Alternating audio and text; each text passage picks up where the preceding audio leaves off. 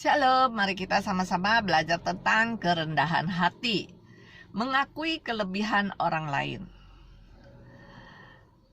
Keangkuhan merendahkan orang, tetapi orang yang rendah hati menerima pujian. Amsal 29 ayat 23. Semua orang tanpa terkecuali pasti suka dipuji, dihormati, dan juga dihargai oleh orang lain. Mereka tidak suka jika ada orang lain meremehkan, merendahkan, atau menghina.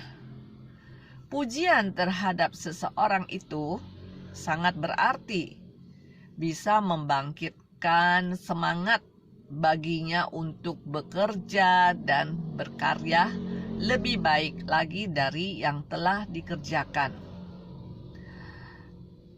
Jika seorang pemimpin perusahaan memuji pekerjaan salah satu karyawannya, si karyawan itu pasti akan makin bersemangat dalam bekerja dan berusaha untuk melakukan yang terbaik bagi perusahaannya.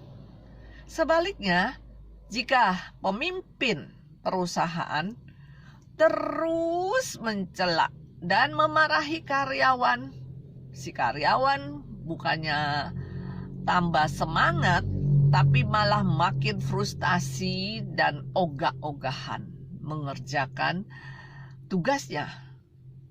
Karena merasa bahwa apa yang dikerjakan selama ini tidak dihargai. Jadi, pujian dapat meningkatkan mutu atau kualitas pekerjaan seseorang ya. Tentunya, pujian yang kita berikan bukan saja pada hal-hal yang besar saja, tetapi juga untuk perkara-perkara sekecil apapun.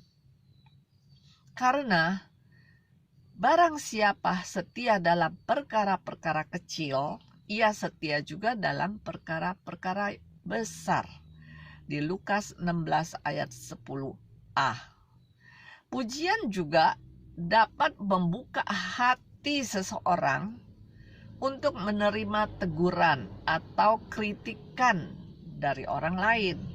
Sayang, tidak semua orang bisa memberikan pujian kepada orang lain. Hanya orang yang memiliki kerendahan hati yang mau mengakui kelebihan atau prestasi orang lain. Tanpa kerendahan hati, seseorang sulit memuji orang lain.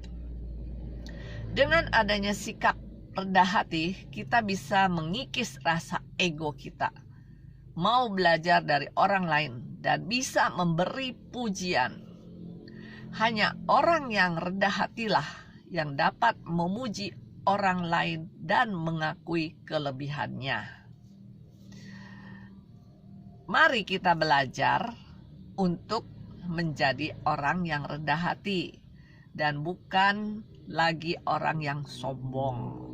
Karena manusia yang sombong akan direndahkan dan orang yang angkuh akan ditundukkan, dan hanya Tuhan sajalah yang maha tinggi pada hari itu. Yesaya 2 ayat 11.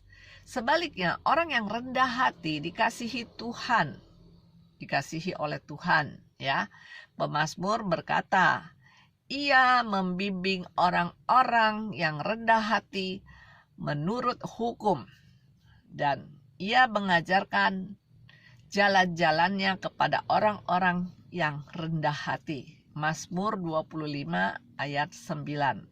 Oleh karena itu, milikilah kerendahan hati, karena itu berkenan di hati Tuhan dan ada berkat di dalamnya. Ya, Tuhan Yesus memberkati.